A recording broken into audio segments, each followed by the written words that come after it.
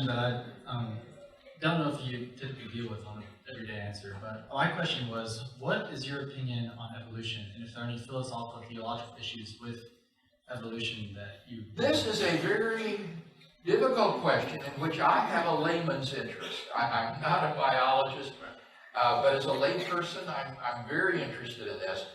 And the current section in our Defenders class that I teach every Sunday is on this question. We have been spending now for several months, a long period of time, exegeting Genesis chapter 1, and now trying to provide a kind of systematic, integrative understanding of what the Bible teaches with contemporary science. And although I do not have hard and fast opinions in this area, my tentative inclination is to say that Genesis 1 is figurative language that is not meant to be taken in a literal sense, and that therefore it is quite compatible with any sort of theory of biological evolution that might be on offer. So that the question of the origin of life and biological complexity, for me, is not a biblical question, it's a scientific question. And the question there is, what does the evidence indicate? I think as a Christian, I'm free to follow the evidence where it leads.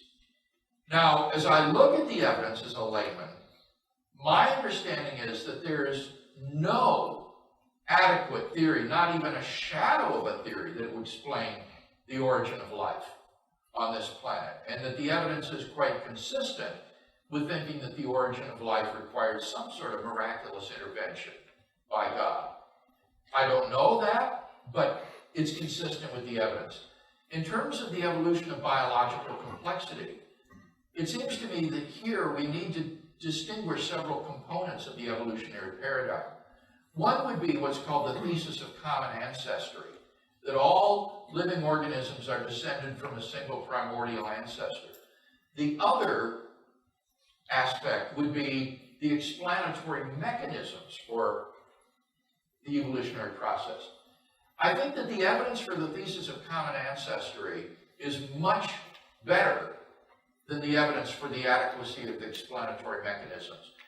I'm very impressed with the genetic evidence for the thesis of common ancestry. It's not compelling, but it is certainly powerful.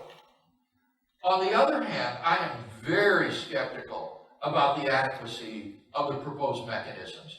It seems to me that the idea that biological complexity can be explained on the basis of natural selection operating on random mutations involves an extrapolation from such limited cases to the grand evolutionary scenario that we can have no confidence in that extrapolation. We know that in science, these kinds of extrapolations often fail. And I just don't know of any evidence that would suggest in this case that these explanatory mechanisms, which are adequate to explain, for example, the breeding of horses or of dogs or roses, can be extrapolated to explain how a bat and a sponge could evolve from a common ancestor. So I am rather skeptical of that component of the paradigm, and suspect that either the theory is going to be radically revised over the next century, or else that there needed to be, again, some kind of miraculous supernatural input into the process to bring about things that would never, in all probability, have occurred had God just left things according to their own natural powers. So that's where my thinking is at this point. Thank you very much.